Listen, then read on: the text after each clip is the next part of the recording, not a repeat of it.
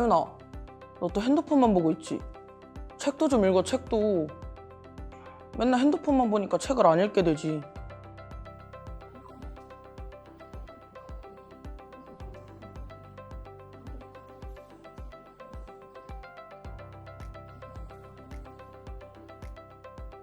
그치? 얼마 전에 청소년들의 기초 문해력이 낮아졌다는 기사도 봤어.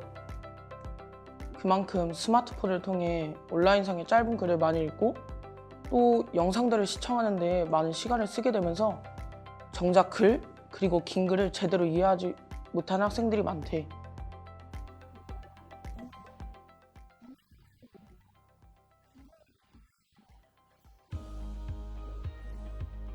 문해력은 영어로 리터러시라고 하는데 간단하게는 읽고 쓰는 능력이라고 할 수 있지. 좀 더 구체적으로는 여러 글들을 잘 읽거나 만들어내면서 소통하고 문제를 해결하는 능력이라고 해.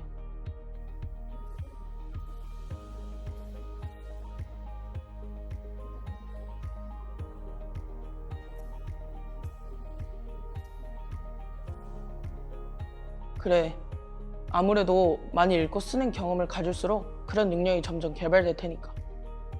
그런데 우리가 생각해 볼 점은 교과나 학문에 따른 텍스트별로 몇 가지 특징적인 부분들이 있어서 우리가 배우고 있는 교과나 과목별로 중점을 두고 읽거나 쓰는 방법들이 다를 수 있다는 거야.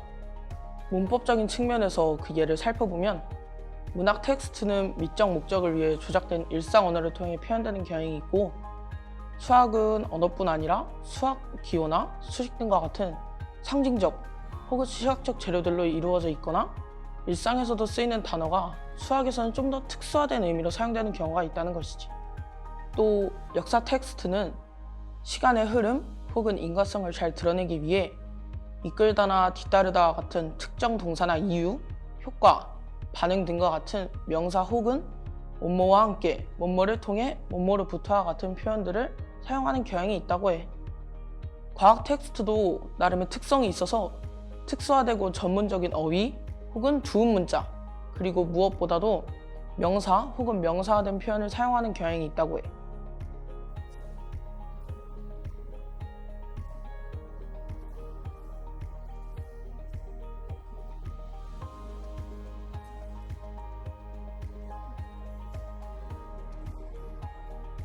그래, 좋아. 먼저 문학 작품 읽는 방법부터 얘기해볼까?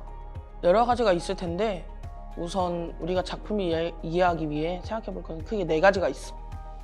우선 구조로는 작품의 외부의 요소를 배제시키고 작품의 내부의 요소로만 작품을 해석, 비평, 감상하는 방법이야.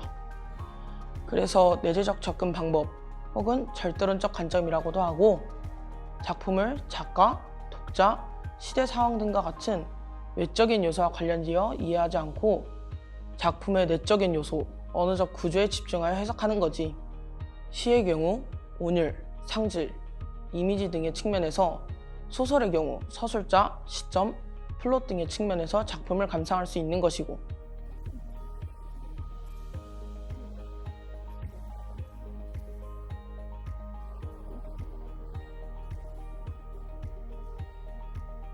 물론이지. 이 시는 윤동주의 자화상이라는 시야. 구체적으로 해석할 수도 있지만 간략하게 보자면 시적 화자는 산모퉁이를 돌아 농가에서 외딴 우물을 들여다보는 사람이고 뭐뭐입니다의 경어체를 사용하여 경건하고 사색적인 분위기를 드러낸과 동시에 이를 반복적으로 사용하면서 반복법이 쓰인 것을 알 수 있지. 이러한 표현법에서 나오는 반복을 통해 온율감을 형성하고 있기도 하고 이런 식으로 작품을 읽는 것이 구조론적 혹은 절대론적 관점이라고 할 수 있지.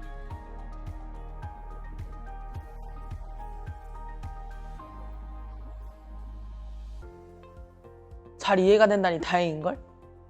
다른 관점들을 보면 표현론적 관점에서 문학 작품을 감상하는 것은 시나 소설의 작가와 관련하여 작품을 이해하고 해석하는 거야.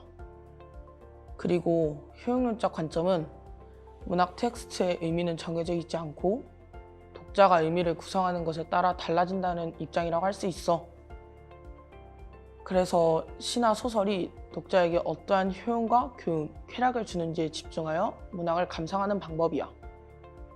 끝으로 반영론적 관점은 문학 작품을 둘러싼 현실에 초점을 맞춰 문학을 감상하는 방법이라 볼 수 있는데, 문학 텍스트에 반영되어 있는 사회 문화적 현실을 중심으로 문학을 이해하고 해석하는 거야.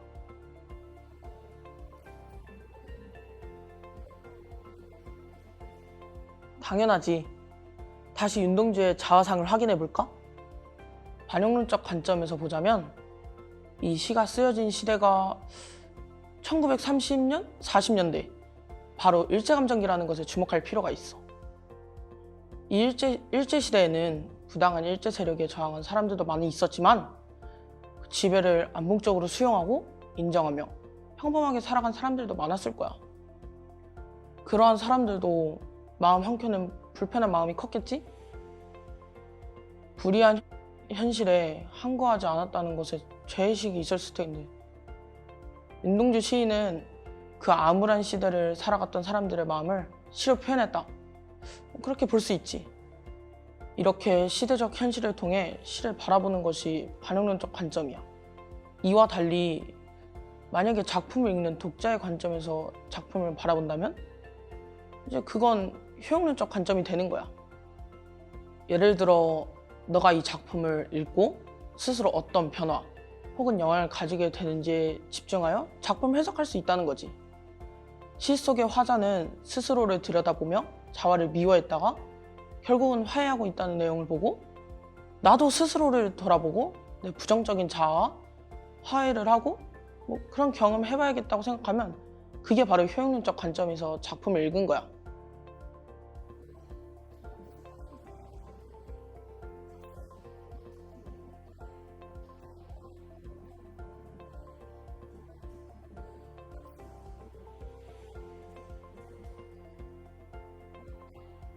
에이, 뭐 이 정도 가지고 그래.